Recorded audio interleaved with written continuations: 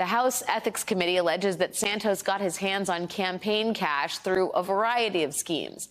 He allegedly pretended to loan money to his campaign so he could be reimbursed, and created shell companies that his campaign would then pay for expenditures like ads that didn't actually exist. He also allegedly got people to donate directly to those shell companies, believing their donations would go towards helping Santos's campaign. And what the House Ethics Committee alleges that money actually went towards is incredible. $6,000 worth of purchases at Ferragamo, $4,000 worth of purchases from Hermes, more than $2,000 spent at resorts in Atlantic City, more than $3,000 spent in a weekend in the Hamptons, an $800 cash withdrawal from an ATM at a casino, $1,000 cash taken from an ATM near Santos's apartment, purchases on the adult entertainment website OnlyFans, and multiple more than $1,000 charges on the campaign debit card for Botox. Nice work if you can get it. Now, the Republican chairman of the House Ethics Committee says he will file a motion tomorrow to expel Mr. Santos from the House. It is unclear if that motion will pass. Santos himself has not resigned, but he has said he will not seek re-election. He has already been charged by the Eastern District of New York with allegations including wire fraud, falsifying FEC records, and aggravated identity theft, but he has pleaded not guilty to all of those charges. But Santos's campaign treasurer pleaded guilty last month for her role in one of his alleged financial schemes. And just 2 days ago, one of Santos's former fundraising aides pleaded guilty to a federal wire fraud charge in another alleged scheme of Santos's. But as of this hour, George Santos maintains he is innocent. And he remains very much a member of the House Republican Conference. Joining me now is the ranking member on the House Ethics Committee, which wrote today's report, Pennsylvania Democratic Congresswoman Susan Wild. Congresswoman Wild, thanks for being here. I'm interested to know how complicated it was to untangle these alleged financial crimes, or was it fairly out in the open? Well, thank you, Alex, for having me. And let me just say, the first thing I have to do is give a huge shout out to an incredible staff of lawyers and other staffers on the Ethics Committee who have spent months going through and unraveling, as you say, the evidence in this case.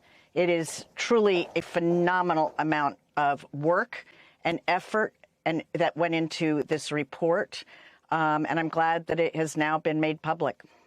And I encourage everybody to read the report, which is available on the internet. I would love it if you could sort of characterize your thoughts about the scope of this fraud. I mean, it is, to the layperson, a staggering amount of deception, but I wonder how you would characterize it. Well, not just to a layperson, Alex. It's a staggering amount of deception to anybody. And, you know, at the beginning, you mentioned you went through a whole lot of his lies that really don't bear on his performance as a congressman or anything else. But there is also, and you mentioned some of them, a litany of deceptions that were carried out, actual crimes involving sending money to himself through shell companies and getting people to donate to these companies and lying on his campaign finance reports, and all kinds of things that really, really make him unfit for office. And I think it is our responsibility on the Ethics Committee to, first of all, I'm a big believer in good government. I believe that, and it makes me sad that Americans generally have a poor impression of Congress. And let me tell you, people like George Santos don't help that situation. So I'm really proud to be on the Ethics Committee, which, by the way, is a completely bipartisan committee, the equal number of Democrats and Republicans. Every single thing we did in connection with the Santos investigation and the investigative subcommittee and eventually voting it out of committee so that it would be published was a unanimous vote of Democrats and Republicans. That says a lot because that doesn't happen a whole lot in Congress. But I think that it is our responsibility not only to the people of New York 3, his district, but to the rest of the country to make sure that people like this are not serving in Congress and not serving in any kind of position of public trust, and that when they somehow manage to make it through a campaign and get elected, that they are ferreted out and eventually expelled. And that, I think, is what you're going to see happen after Thanksgiving.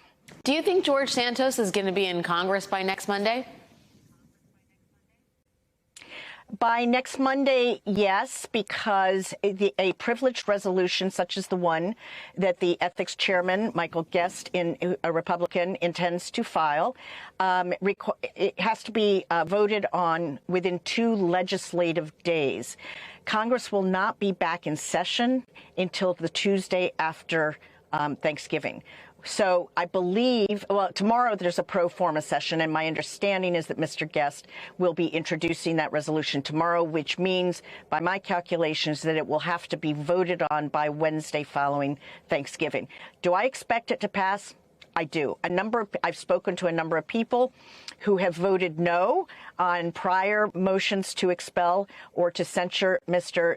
Santos. All of them are now a yes vote. Well, and I should add, members, yeah, let me just add, members of the Ethics Committee often vote present on such things because we want to give the appearance of complete propriety, and that we are not in any way, biased against somebody who comes before us. But the work of the Ethics Committee is now done. There's nothing more to come before us. And my understanding is that all of the members of the Ethics Committee will be voting yes on expulsion.